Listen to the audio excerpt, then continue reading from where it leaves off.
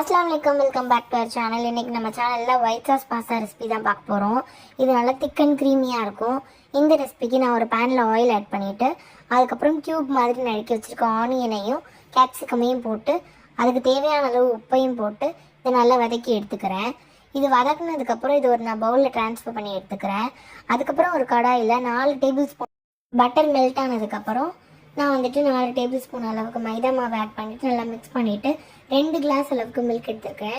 பண்ணிவிட்டு கட்டி சேராத அளவுக்கு நல்லா மிக்ஸ் பண்ணதுக்கப்புறமா நான் ஒரு full table spoon pepper, salt, அதுக்கப்புறம் ஒரு 2லேருந்து 3 டீஸ்பூன் சில்லி ஃப்ளேக்ஸ் ஆட் பண்ணிட்டு நல்லா மிக்ஸ் பண்ணிவிட்டேன். மிக்ஸ் பண்ணதுக்கப்புறமா நல்லா 3 ஃபுல் டீஸ்பூன் அளவுக்கு சீஸ் ஆட் பண்ணிக்கிறேன். நீங்கள் சாதா சீஸ் கூட ஆட் பண்ணிக்கலாம். சீஸ் ஆட் பண்ணிட்டு நம்ம சாட்டே பண்ணி வச்சுருக்க வெஜ்ஜீஸையும் ஆட் பண்ணிட்டு குக் பண்ணி வச்சுருக்க பாஸ்தாவையும் ஆட் பண்ணிட்டு நல்லா மிக்ஸ் பண்ணிக்கோங்க.